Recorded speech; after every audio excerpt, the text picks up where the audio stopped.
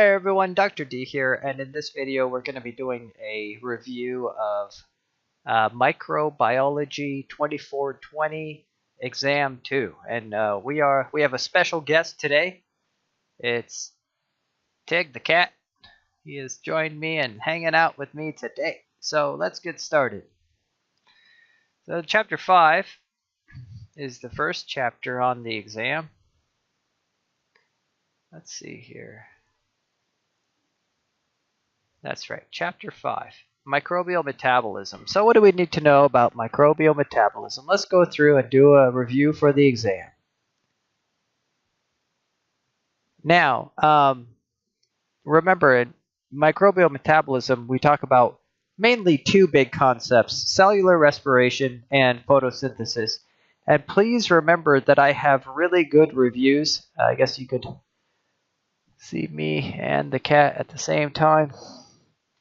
Okay, so anyway, I have really good reviews of cellular respiration, and I have really good reviews of photosynthesis as well. So make sure to watch those videos on the YouTube channel. I'm not going to re-explain the whole thing from scratch. Okay, and that's the cat, by the way, flipping. Oh my goodness. Oh, Tig, baby Tig. Oh, be careful. Okay, trying to teach a class here. All right, so back to business. Again, I have cellular respiration and photosynthesis reviews. The full-length reviews are on the YouTube channel. Please watch those, but I will go through and at least highlight some things you should know. You should definitely know the equation here for cellular respiration. What is the full equation? These are the reactants, sugar and oxygen. These are the products, CO2, water, and ATP energy. And remember, in prokaryotes, you got 32 net ATP. In eukaryotes, it's 30. You should understand the terms oxidation and reduction. Okay, definitely understand those terms. Okay, what else? Understand glycolysis. What do you need to know about glycolysis? Again, you don't need to know every single step of glycolysis, but what would I want to know? I would want to know that you invest 2 ATP, that you get 4 back, so you net, this is important, you net 2 ATP, and that ATP is formed through a process called substrate level phosphorylation. Here's the definition at the bottom left. You also get 2 NADH and 2 pyruvate. The sugar actually becomes the pyruvate. Then we have the next step. What do you need to know about this step? You need to know that the 2 pyruvate enter the mitochondria for step 1.5, and that is oxidation of pyruvate, where 2 CO2 are formed, 2 NADH are formed, and 2 acetyl-CoA are formed. Okay. What else? Next, you have the Krebs cycle. What do you need to know about the Krebs cycle? You need to know that 2 acetyl-CoA enter. Okay. Remember, you've got 2 acetyl-CoA, not just 1. 2 acetyl-CoA will enter. That gives you 2 spins of this wheel. You get 6 total NADH, 2 total FADH2, 2 ATP through substrate level phosphorylation, and 4 CO2. Okay, total per glucose molecule, that is. And by the way, remember that glycolysis happens in the cytoplasm, whereas the other steps happen in the mitochondria, unless you're talking about a prokaryote, in which case everything pretty much happens in the cytoplasm, because there is no mitochondria. What else? And then we have, the difference between prokaryotes and eukaryotes. Again, in prokaryotes, the ATP synthase and the electron transport chain are in the cell membrane. In eukaryotes, those things are in... Bye, Tig. Okay, he left. He'll come back later. In eukaryotes, those things are in the inner membrane of the mitochondrial inner membrane, right? The mitochondria. What else? I don't know if I ask about this, but you should know what reduction potential is. Reduction potential, or EO. Reduction potential is the basically it's like electronegativity. The lower the EO, you can see here on this scale, the lower the EO, the lower the reduction potential, the less electronegative, and the higher the EO, the more electronegative a molecule is. So glucose on this chart here, glucose has the most negative reduction potential because it is the electron donor at the very beginning, and oxygen would have the most positive reduction potential because it is the most greedy electron receiver. It is, in fact, it's the terminal electron acceptor. What else do we need to know about the electron transport chain? NADH drops off electrons. Those electrons go to complex 1, whereas FADH2 drops off its electrons at complex 2. NADH results in a, remember, do you guys remember the PO ratio? We talk about that here, the PO ratio. You may want to know that. Remember, for NADH, the PO ratio is 2.5 because every time NADH drops off its 2 electrons, 10 protons are pumped, and it takes 4 to make 1 ATP through oxidative phosphorylation. Whereas when when FADH2 drops off its electrons, they drop off at complex 2, and that results in only 6 protons being pumped. It still takes 4 to make ATP, so that is 6 over 4 is 1.5. The PO ratio for FADH2 is 1.5. The PO ratio for NADH is 2.5. So just be aware of that. Be aware that you have the electron transport chain. The job of the electron transport chain is to pump protons. Those protons force their way back in through diffusion, essentially called chemiosmosis. That's what drives the ATP synthase to make ATP via oxidative phosphorylation. And again, if you want to have a good review on this, watch my videos where I talk about this in depth. What else? Okay.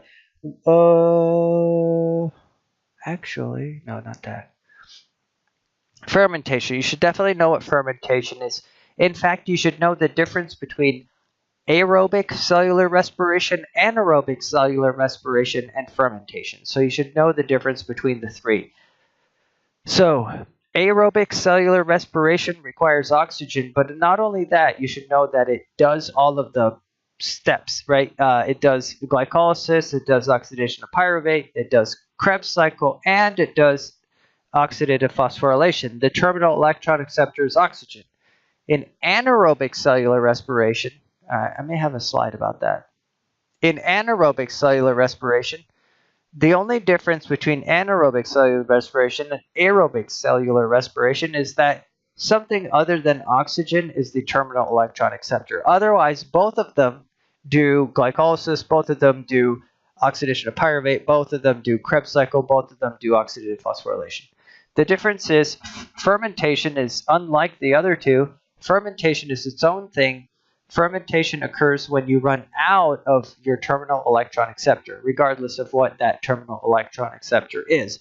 In that case, during fermentation, the only thing that's going on is glycolysis. Okay, the only cellular respiration process that goes on during fermentation is called glycolysis, in which 2 ATP are made by substrate level phosphorylation, 2 pyruvate are made, and 2 NADH. Now, here's the thing. Remember, you should know what is the rate limiting step during glycolysis. During fermentation, I would say, what is the thing that could run out? The limiting factor is NAD+. Why? Because your NAD+ is becoming reduced to NADH. All of your NAD+ is becoming reduced to NADH. So you have to regenerate. You have to regenerate your NAD+. How do you do that? NADH gives its electrons to pyruvate. Pyruvate becomes the waste product lactate or lactic acid, and this is during lactic acid fermentation. This is how fermentation works. This is why you make lactic acid. Now, if you're not a human or an animal that does lactic acid fermentation, you might be a creature that does alcohol fermentation. In alcohol fermentation, the only difference is instead of regenerating your NAD+ by reducing pyruvate to lactic acid, pyruvate is first converted to acetaldehyde. Acetaldehyde is reduced to ethanol. So the NADH gives the electrons and a proton to acetaldehyde. Acetaldehyde becomes ethanol, and you regenerate your NAD+. So it's just one extra step. Instead of giving the electrons to pyruvate, you convert the pyruvate to acetaldehyde. You then reduce acetaldehyde to ethanol. Okay, so that's what to understand about alcohol fermentation. Okay, and then we talked about photosynthesis. Again, watch my video on photosynthesis. It's a good review, but what do you need to know? You need to know first of all, know the equation for photosynthesis. Know the equation for photosynthesis. Know that this is the light reactions of photosynthesis. Know what the light reaction entails. So you use water and you use sunlight. What do you get? You get oxygen, you get NADPH, and you get ATP. Okay, during the light reactions. Okay. That's called the linear electron flow of the light reactions of photosynthesis. During cyclic electron flow, what do you need to know? During cyclic electron flow, what's your only product? Your only product is ATP. Why? Because the electrons keep going through the electron transport chain back to photosystem 1, and over again, you only make ATP. What else? You should know that during the Calvin-Benson cycle, right, the Calvin cycle, what do you need to know about the Calvin cycle? It happens in the stroma of the chloroplast, whereas the light reactions occurred in the thylakoid membrane or the granum. The Calvin cycle occurs in the stroma, and the Calvin cycle uses CO2 from the air through a process known as carbon fixation. CO2 is attached to this carbon acceptor molecule called ribulose bisphosphate, RUBP.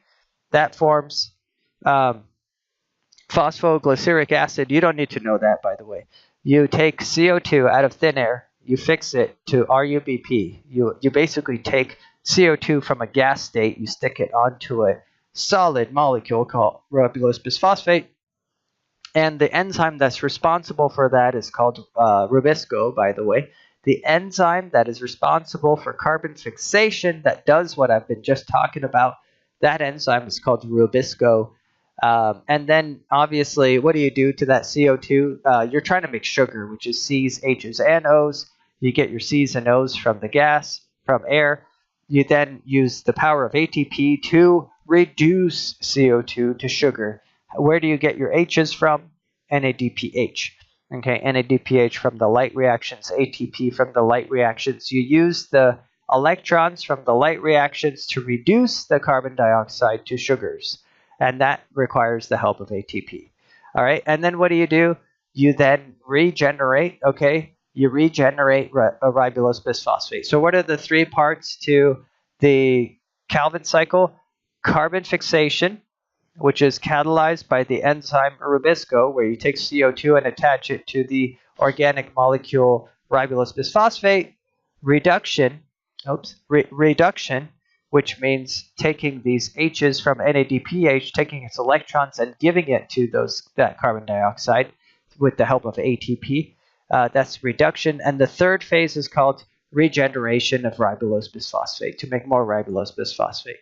Okay, so that about wraps up microbial metabolism, chapter 5. Again, watch the videos I have on cellular respiration and on photosynthesis for more clarification, but you should know those basic things, okay? Do know the ins and outs of every step, the difference between aerobic, anaerobic, and respiration and fermentation, because all three of those things are different. No linear light reactions of photosynthesis and Calvin cycle, cyclic reactions of photosynthesis.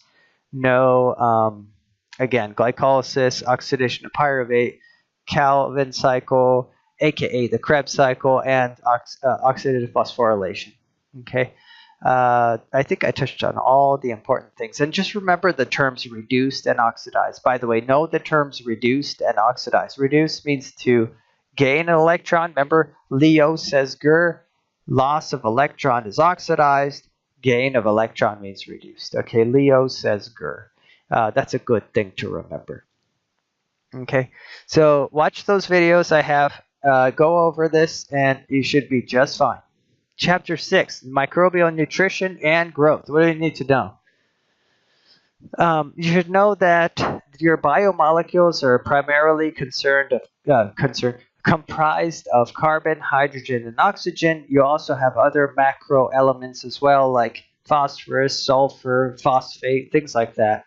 And then you have the trace elements as well. These are elements that you need in low concentrations. Remember that carbon is the backbone of all organic molecules. You also need a source of hydrogen, oxygen, and electrons. Okay, and what do you need to know? You need to know about these nutritional types as well. You see these three-word epithets here. You've got photolithoautotrophs, chemolithoautotrophs, chemoorganoheterotrophs. You should be able to understand what all of these mean. And how do you know what all of those mean? Here's your cheat sheet right here.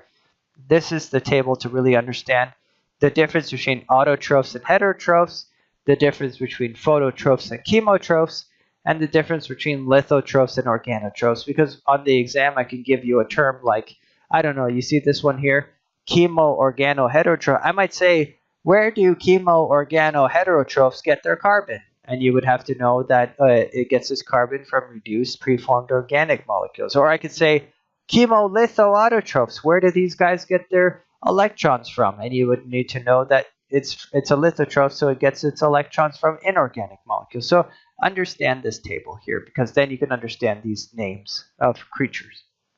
Okay, obviously know the difference between aerobes, anaerobes, obligate aerobes, obligate anaerobes, all these terms in mold, right? Do you remember also?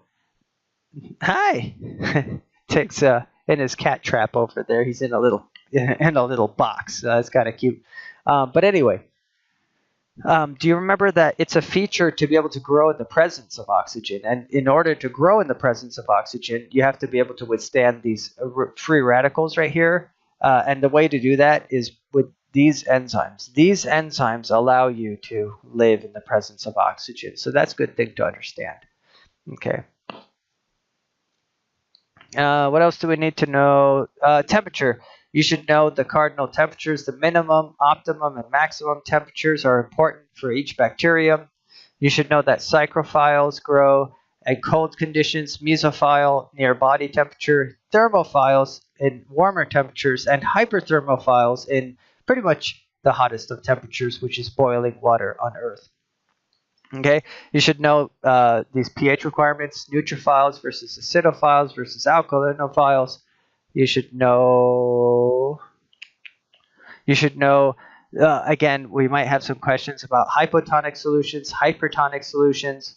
What are barophiles? Remember, these are creatures that could grow with high pressure, extreme pressure environments. We talked about biofilms and how that's an example of quorum sensing. Remember quorum sensing? Creatures release a molecule, which is a quorum molecule, and that molecule, once there's sufficient amounts or threshold concentration of that molecule, that triggers a response in the microorganisms in the surroundings. And remember the purpose of quorum sensing, to make sure that there are sufficient number of microbes in order to do something, such as produce toxin, produce light, produce a biofilm, things like that. Things that it wouldn't make sense to produce on your own. Okay, and then remember we talked about binary fission. You should know the parts of binary fission. Remember, the DNA has to be replicated starting at the origin of replication. Starting at the origin of replication, DNA replication occurs in both directions until you reach the terminus. At that point, the two chromosomes separate to opposite poles of the cell, and a septum forms. A septum means the inward growth of the middle of the bacterium, and then you have two cells. So know the steps of binary fission. You don't need to know all these equations here for doubling time, but know that bacteria can double very quickly, like I'm talking 25 minutes. Know that bacteria grow in the logarithmic scale. What are you doing over there? So then also know the growth curve of batch culture. Remember, You've got the lag phase, where bacteria are getting used to their new environment, the logarithmic phase, which means bacteria are growing logarithmically, the stationary phase, where they've run out of resources, and the death phase, or senescence phase, where bacteria are dying off. Okay, and that's it for that chapter, right? That's it for chapter 6. Hey, yeah, do you want to come back up? Okay, come on up. Come on up. Come on, little guy. All right, say hi. Come on. All right, he's back to help me out with the last couple chapters here, you guys. Okay. All right, let's do it. Chapters 9 and 10. These are really straightforward chapters. Hi, Tig. Good boy. You come to wish the students luck? Yes. Yes. He says, good luck, students. All right, so chapter 9, controlling microbial growth in the environment. Okay, bye. That was a quick visitation. You should definitely know the difference between sterilization and disinfection. And remember, sterilization is much more strict. That means that nothing can grow. You've destroyed all viable organisms, including endospores, viruses, and everything. Whereas disinfection, what do you need to know? Disinfection is less stringent. You could kill 99%, and that's disinfection. But you have to achieve 100% to reach sterilization. Sanitation, this is just general reduction to levels deemed safe. So that's nowhere near as strict as disinfection. And antisepsis means using preventing infection on tissue, basically, on your own tissue. So if you apply it to your tissues, apply it to your skin, that's antisepsis. Okay, chemotherapy is controlling microbial growth inside. So antibiotics are a good example. And then obviously know the difference between cidal agents that kill versus static agents that don't. Okay, what else? We need to know the decimal reduction time. This means, you should know the meaning of this. This means the time for a disinfectant to kill 90% of a population. You should also know these terms in bold: population size, population composition, right? All of these terms in bold can affect how effective a chemical is against a microorganism. Okay, we then talked about moist heat. Boiling is not a form of sterilization, it is a form of disinfection. However, steam sterilization in the form of an autoclave is sterilizing. An autoclave sterilizes because of high pressure. You should know that pasteurization is simply reducing the number of microorganisms to an acceptable level. This is done to prevent the spoiling of taste, like of milk, of beer, other beverages, things like that. Okay, dry heat sterilization. This is a sterilization, but this involves incinerators, these super hot devices, or flames, things like that. Filtering is good, but it only works really well against bacteria. It doesn't work well against viruses. Filtering air with HEPA filters is usually pretty good, though it can let some viruses through as well. UV is okay, except remember, if it's under plastic or underwater or something, or shaded, it's not going to be effective. Ionizing radiation is great because it can sterilize things without heating them up, which is good for things that are heat liable. What else? Then you've got chemical agents. We talked about phenolates. All you need to know, you don't need to sit there and memorize the difference between phenol and triclosan and all these other ones. Just know that they have ring structures and they tend to destroy microbial cells. Okay. What else? Alcohols. You should know that alcohols are pretty strong in high concentrations against microorganisms. Halogens like chlorine, iodine, things like that. Those are the two main ones to know about, iodine and chlorine. Heavy metals. You should know that heavy metals can also be very toxic against microorganisms. Quaternary ammonium compounds. Again, you don't need to know the difference between these quaternary. You don't even need to know the names of these quaternary ammonium compounds. You just need to know that those are detergents and they help to destroy the membranes of the microorganisms. Okay. Then we have aldehydes, formaldehyde, glutaraldehyde. Again, you don't need to know the difference between the two molecules. Just know that hospitals tend to use glutaraldehyde and formaldehyde are both very good disinfectants. Okay. In fact, they could be sterilants. Sterilizing gases, again, you don't need to know the difference between these three gases, but do know that in the case of heat-liable things, things that are susceptible to heat, you might want to use sterilizing gases to do the sterilizing. What else?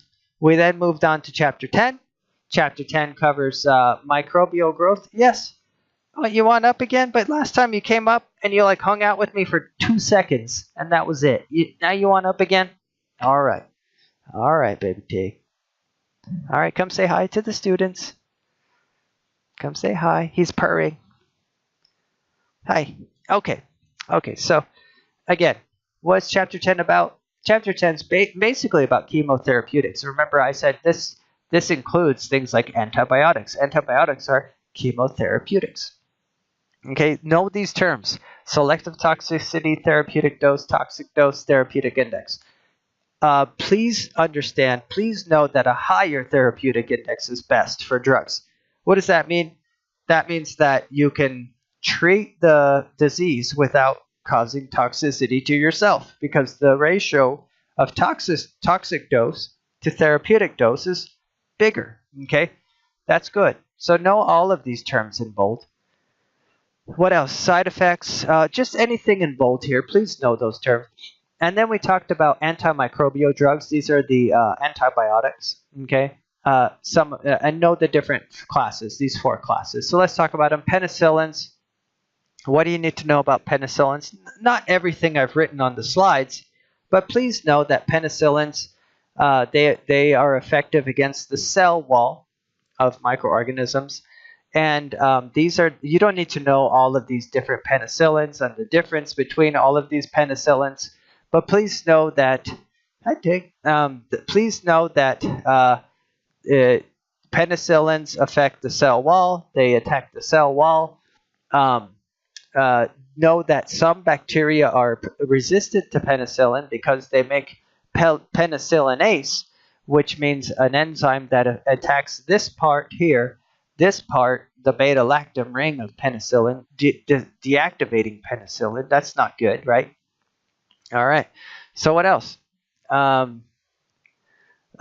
Just know that cephalosporins are a type of cell wall inhibiting antibiotics as well, and they're great for patients who are susceptible to penicillin, those that are allergic to penicillin, and vancomycin and teicoplanin as well. These are great drugs for the cell wall as well.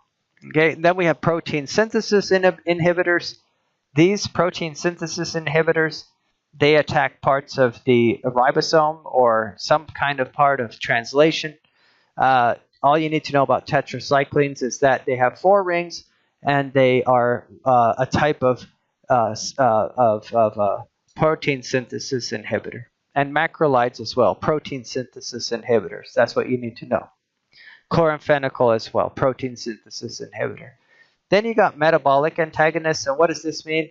It means it prevents microbial growth, so they're usually static agents. Prevents microbial growth because they are structural analogs of things that microbes need. So, for example, the sulfonamides or sulfa drugs, they mimic p-aminobenzoic acid. This is the sulfonamide, and so in the case of this sulfa drug, it prevents the microorganism from properly making folic acid because it's making something different than folic acid. And folic acid is an important metabolite that is a precursor for the purines and pyrimidines that the microorganisms need to make nucleotides. Okay, and then speaking of nucleotides, there are microbial drugs that are good against the nucleic acid synthesis, so DNA synthesis, RNA synthesis, and usually that's by inhibition of DNA polymerase or DNA helicase. So how does that work? Quinolones are an example. You don't need to know a ton about quinolones, just know that they are a class of cell wall, nucleic acid inhibitors. That's all you need to know about that. And then we talked about antifungals. And do you remember what I said about antifungals? They tend to be harder, fungal infections tend to be harder to treat because fungi are more closely related to us because they are eukaryotic, we are eukaryotic, so there tend to be less effective treatments against fungi. So please know that because fungi are eukaryotic, we are more similar, so the therapeutic index tends to be lower. There tend to be fewer useful drugs, effective drugs, whereas bacteria are so different than us that there are many more effective drugs and with a higher therapeutic index. Okay, and then we talked about antiviral drugs. What do you need to know about antiviral drugs?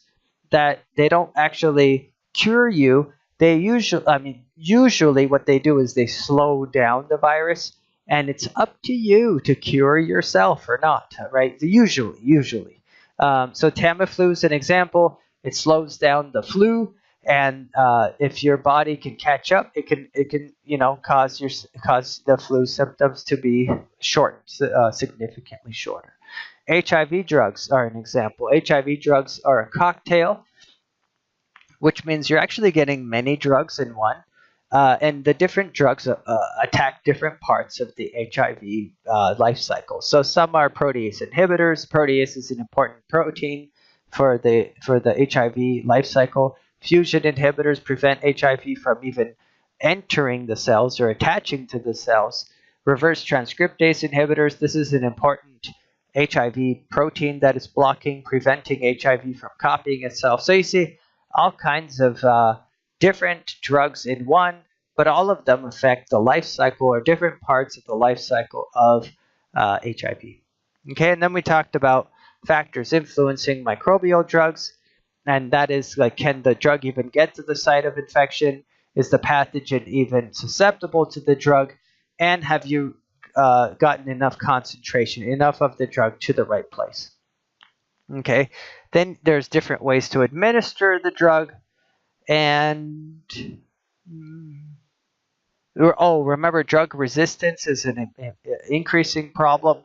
You've got vancomycin resistant Staph aureus, methicillin resistant Staph aureus, and these are growing in a number of cases worldwide.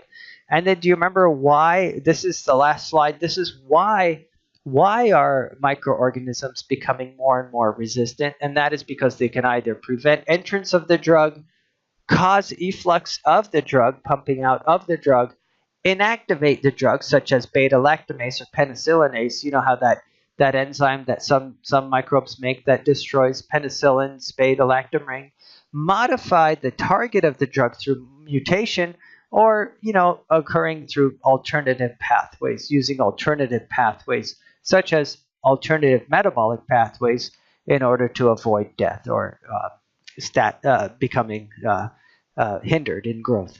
Okay, so that's it. These are the different things, and again, you should know what horizontal gene transfer is, and you should know that we are trying to overcome this problem of drug resistance among microorganisms. Hi, you want to say goodbye to everyone because we're about to finish? Okay, he's back. I get a workout just lifting this cat every 5 minutes. All right, so again, how are we trying to combat the problem of drug resistance? We're trying to use 2 or more drugs at the same time. We're trying to develop new drugs, and we are trying to even come up with new strategies, such as using bacteriophage. That means like viruses that infect bacteria, and destroy the bacteria. Because if the bacteria is resistant to all of the antibiotics, well, it might not be resistant to viruses that'll invade it and blow it up. Okay, so that's a good review. Again, watch my other reviews on cellular respiration and photosynthesis to brush up there. Know all those concepts, and you should be just fine for your next exam. And I wish you guys all good luck on your exam. Study hard, study the slides, study the concepts on the slides, and I'm sure you'll do just fine. Again, thanks again for watching. Let me know if you have any questions, and I'll talk to you next time.